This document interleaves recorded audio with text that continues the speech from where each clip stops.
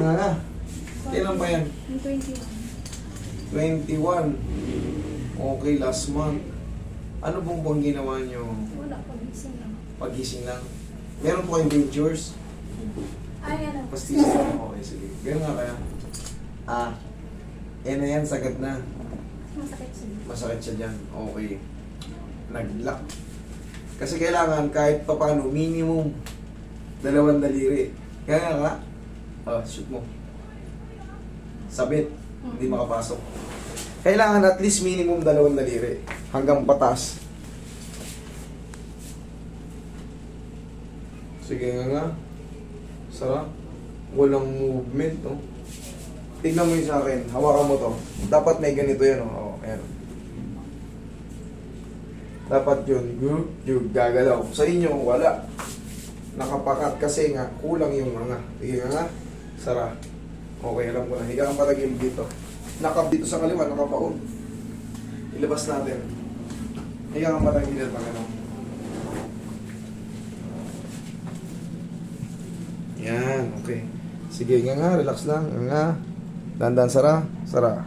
Okay. Sige, one more. Nga. Dandan sara.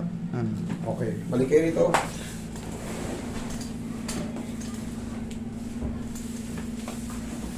Ganito ka. Sige, pakabila. Sige. Sara. Okay, good. Thank you. In-exercise lang natin. Okay, nga. Dandan sara. Okay, thank you. One more, nga. Dandan sara. Kung mapapansin nyo, tignan nyo. Lumalaki na ng paunti-unti.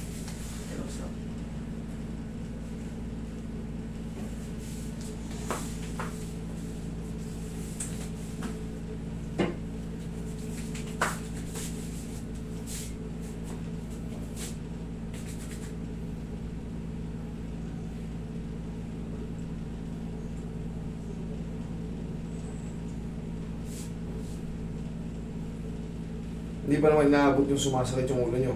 Hindi pa naman. Okay, very good. Bagay, bago-bago pa eh. Pag tumagal to,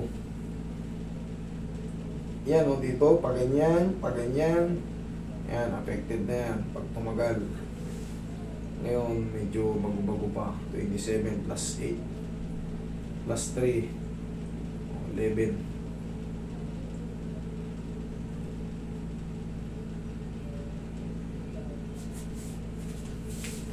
Ito na yung pinakalas. Dali, bugas lang ang kamay. Ayan, makita nyo naman, sinasanitize ko muna yung kamay ko. Meron tayo itong palaging alcohol pag sa bibig. Kasi hindi po ako nag-ano yung gloves. Di ba, ina-explain ko na yan, hindi po ako nag-gloves. Pero bago ko humawak dyan, bandang sa lips, pag dito, naka-tissue rin naman ako. Ang gagawin ko yan, maghuhugas muna ako ng kamay. Kasi hindi po talaga ako sanay na naka-gloves. Sana po maintindihan nyo. Kung ayaw nyo naman dito, kung ayaw nyo naghahawa ako ng tissue, huwag na lang po kayo dito mag-book. Kasi po, naghihilot ako, nakikita nyo. Pag naka-gloves ako, sobrang dulas. Sobrang pawis yung ano ko. Sobrang pawis yung ano ko. Kamay ko pag nag-gloves. Pag hinabad ko yung gloves, pawis yung kamay ko, tapos maghihilot na naman ako. Tapos maghahawa ko ng oil. Anong nangyayari? Nangihinig yung kamay ko. Sandal kayo rito, ma'am.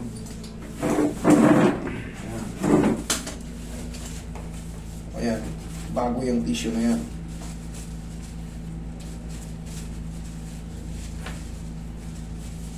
Ganyan nga.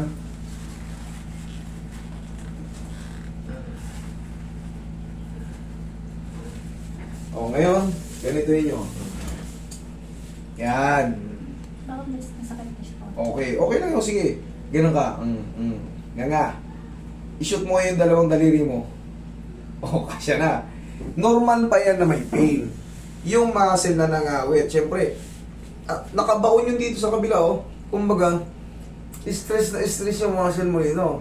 Syempre, 2 linggo ka ng ganyan, mamamaga ngayon yun. Kaya, pag namaga, syempre, malilimitahan yung pagganga mo. Ang sakit. Pero pagka in-adjust na yan, shoot na yung ano, yung pain dyan, normal pa, meron pa. Pero after 4 to 5 days, Okay, kasi namagana yun eh. Pero, kita mo, shoot na. Hmm. Kanina ayaw eh. Sa kalahati lang. Pero yun nga, ma'am, antay ka lang ng 4 to 5 days. Nakakakain ka na yan, tapos unti-unti yan mawawala. Ganon nga. Mas, sobrang sakit pa ba yan? Hindi naman. Hindi naman pala eh. Okay?